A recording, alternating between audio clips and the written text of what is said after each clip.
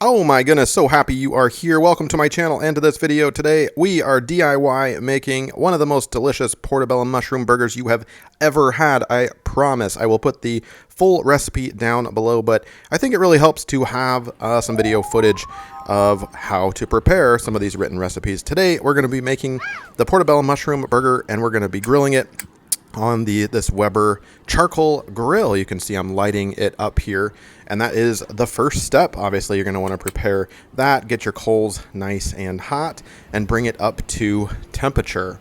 Now, we are going to be putting the mushrooms on just like that. The portobello is on, and we have actually put a little bit of olive oil and steak seasoning on the mushrooms, and we're also preparing these Walla Walla rosé onions, drizzling them with olive oil, steak seasoning, and a special seasoned butter sauce. It is delicious. I'll put that recipe down below if you're interested in that. Also goes great on corn on the cob.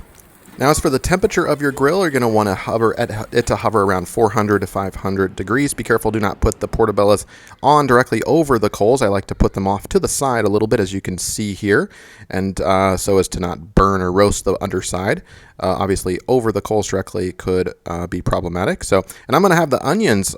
We have sliced them, of course, like I said, and we're going to have them off to the side as well. And we want those mushrooms to get nice and dark and squishy. There should be some liquid filling them, and then you can go ahead and pop on some cheese. In this case, we have some black pepper smoked white cheddar. Look at that. Delicious. We're also warming up some corn. That's what's on the foil there. Anyway, once that's completely melted, we can go ahead and remove those.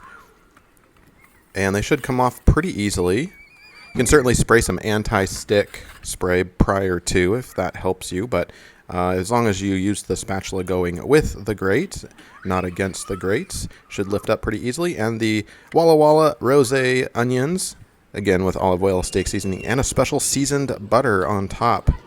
Out of this world. Seriously. By the way, if you're new to this channel, I mostly do DIY home projects and some product reviews occasionally, but I've recently been doing some of our 5-star most delicious recipes. And look at that. Put some cucumber on that, some ranch on the top bun there, a little bit of spinach, and boom. Voila, so delicious. Bon appetit. Have a great meal. Don't forget to check the description for the full recipe and click that like button and subscribe to the channel for more cool videos like this. Thanks.